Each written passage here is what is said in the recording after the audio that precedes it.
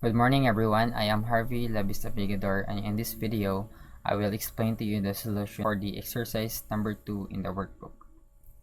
The problem is find the Fourier transform of f of t, which is a triangular function defined as 1 minus t over 2 from t equals 0 to 2, 1 plus t over 2 from t equals negative 2 to 0, and then everywhere else is 0. So if you look at the graph below, we can say that f of t is an even function because it is symmetric about the y-axis or the f of t axis. Now, why do we even care if it's even or odd function? Because there are actually properties of even and odd function that we can use to simplify the process in finding the Fourier transform. So these properties are, for the first property, the product of odd and even function. If you multiply even and even or odd and odd functions, that will produce another even function. If you multiply even an odd function, that will result to an odd function. For the integration, let's say we have a function g of t which is odd. The area of that from negative a to a is just 0. Why? Because this area is just equal to this area, but this area is negative of this area. If you add those area together, that will result to 0. Let's say we have a function h of t which is even. So the area of h of t from negative a to a is just twice the area of h of t from 0 to a, positive a. Why? Because this area is just equal to this area, so you can take the area of this and multiply it by 2 to get the area, the whole area from negative a to a. Okay. Now for the properties of Fourier transform, so you can actually look at this at the reference for the workbook. The Fourier transform of f of t is defined as the integral of f of t multiplied by e raised to the power of negative j omega t dt from negative infinity to positive infinity. Now, using the Euler's formula, this one, we can substitute it in the Fourier transform. This one, since integration is a linear operator, we can distribute the integration, hence we arrive at this one. This is the real part of the Fourier transform, and this one is the imaginary part. You can see later while we did this. So remember that f of t is an even function. Cos is an even function as well. Sine is an odd function. So remember that we have f of t times cos. So even times even, that will result to another even function.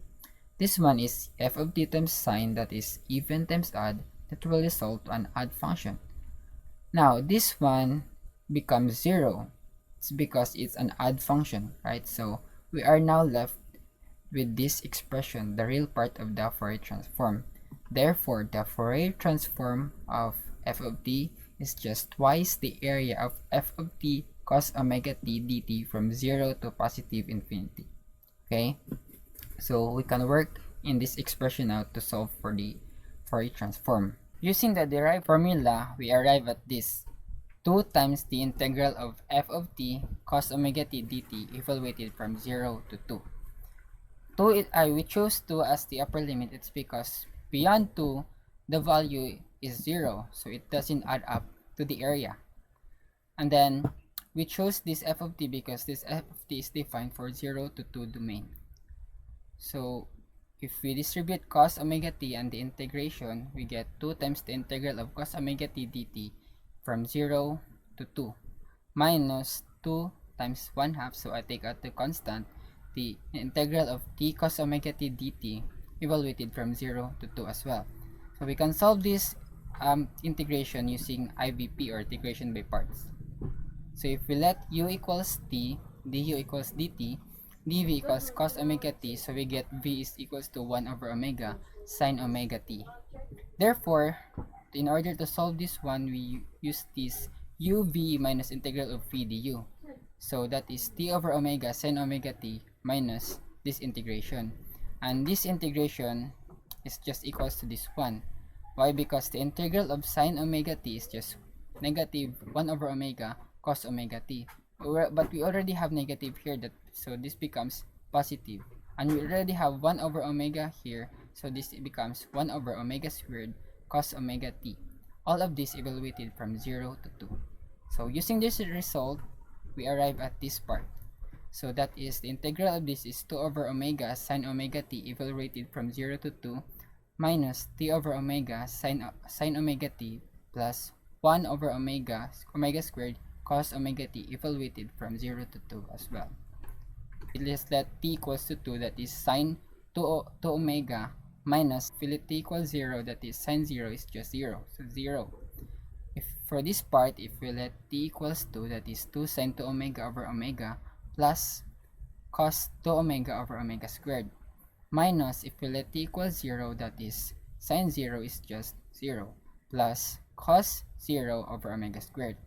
So now we distribute the constant, this 2 sine 2 omega over omega, minus this one is 0, so nothing.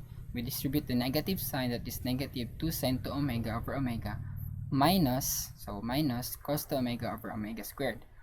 This part is negative 1 because cos 0 is 1, so negative 1 over omega squared. But we have also negative here, so it becomes positive 1 over omega squared. So we cancel this one and this one. So we arrive at the 1 minus cos 2 omega over omega squared, which is the Fourier transform of our f of t. So if we look at the graph, this is the time domain representation of our signal f of t, and this is the frequency domain representation of our signal f of t. Note that both of this graph refers to the original or same signal. It's just they are talking in different language. This one is in time and this one is in frequency. That would be all. Thank you.